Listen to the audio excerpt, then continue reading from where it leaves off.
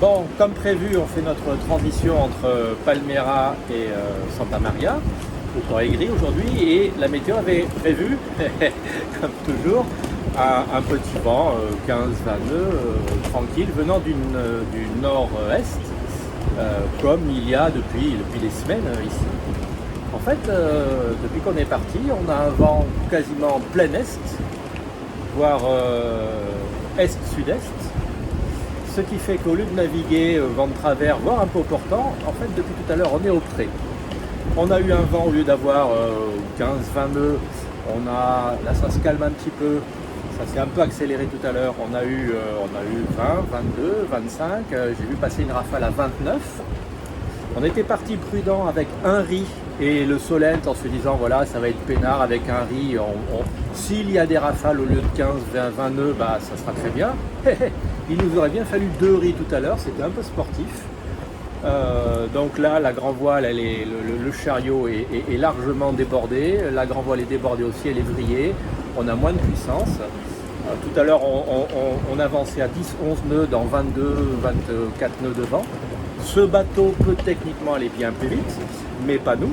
Et là, dans les conditions actuelles, on a 23 nœuds de vent apparent, 19 nœuds de vent réel, et on avance à 8 nœuds, ce qui est peu, étant donné les conditions de vent qu'il y a, mais les voiles sont établies de telle sorte qu'on soit serein. Je vous fais voir l'environnement extérieur. Je parle fort parce qu'il faut fort. Voilà la grande voile totalement vrillée sur un riz. On aurait été plus confortable avec eux tout à l'heure. Le Solent, on est au pré, il est bordé, il est content comme tout. Le bateau avance bien. On va là-bas. On en a encore pour 1 heure. Ça gigote un petit peu, ça avance pas mal. Hein. Les conditions sont pas difficiles, sont pas mauvaises. Si on regarde l'état de la mer, il y a peu de moutons, donc en vrai, le vent n'est pas si fort que ça. Mais vous le savez, on n'est pas des marins aguerris, on est toujours un peu surpris quand les conditions sont plus musclées qu'on ne l'attendait. Mais ça se passe bien. Voilà, j'espère qu'on aura un peu moins de vent quand on sera au front de sinon, il va falloir en profiter. Voilà, il est 14h40, on va arriver d'ici une demi-heure, on a bien avancé. On a fait la moitié de notre trajet, un peu plus.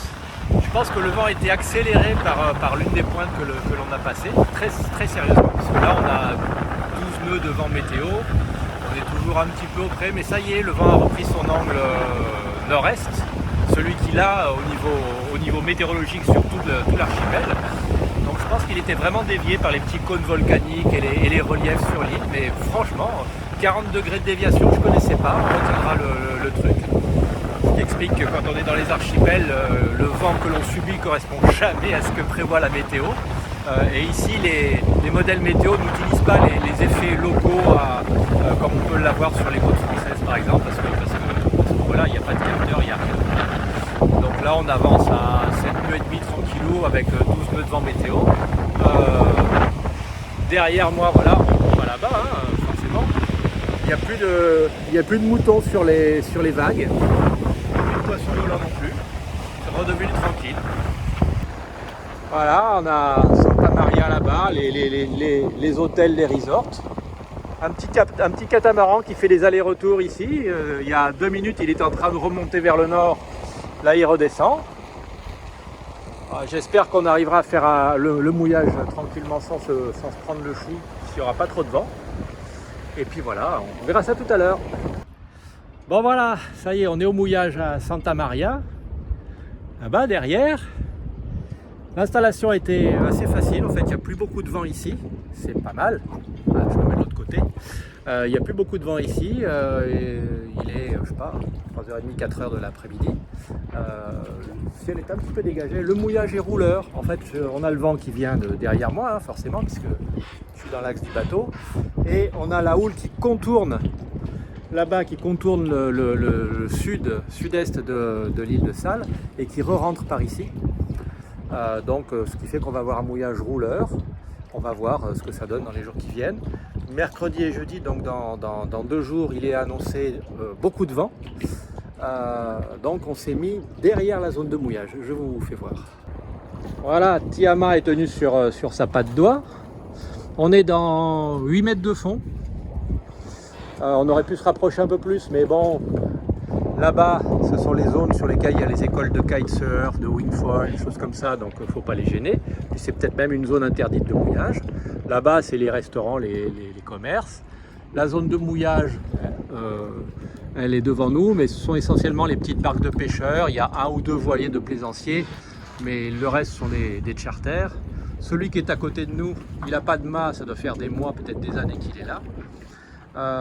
Donc comme on est dans 8 mètres de fond, on a mis carrément nos 50 mètres de chaîne plus la patte d'oie, la grande patte d'oie de 10 mètres.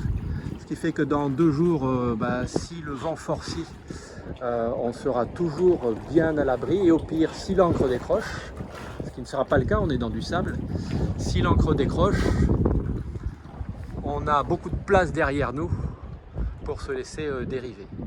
Après, s'il y a trop de houle et que c'est inconfortable, on relèvera l'ancre et on aura 2 options. Soit on descend sur Boa Vista, qui est là-bas, en gros, là-bas, enfin. Soit on remonte à Palmera, on verra bien. Dernière petite image de la journée, puisque le ciel est toujours couvert et le soleil est bien descendu, il ne va pas encore se coucher.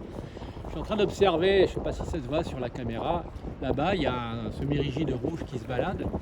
En fait, c'est un bateau de plongée et il vient de récupérer un pêcheur qui était sur son bateau, qui attendait depuis un bout de temps que quelqu'un vienne le récupérer. Et le semi-rigide est allé en récupérer un autre quelque part là-bas. Et là, il va en récupérer encore un. Je pense qu'ici, les gens se rendent des services parce que quand les pêcheurs reviennent, ils mettent leur barque sur des bouées. Et puis, il faut revenir à la plage. Après, je pense qu'il n'y en a pas beaucoup qui reviennent en nage. Pendant ce temps-là, Béatrice, qui est là-bas, est allée vérifier l'ancre du bateau d'à côté pour voir si, en cas de vent qui tourne, il allait nous rentrer dedans. Et elle est allée vérifier notre ancre qui est à une 60aine de mètres devant nous, parce qu'on a mis 50 mètres de chaîne plus la patte d'oie qui en fait 10. Voilà, on a fait large. Hein. Notre ancre est ensablée dans presque à 100%, donc on va bien tenir, même par gros temps. Et le dernier truc, alors je vais voir si je peux vous le montrer en rezoomant. Hop, je m'assieds d'abord. Tac. Là-bas, il y a quelques monocoques. Et de temps en temps, on voit leur mât qui se balade, qui gigote, c'est impressionnant. Alors que nous, en Kata, on sent qu'il y a un peu de houle, mais franchement, c'est tranquille. Tiens, revoilà la nageuse.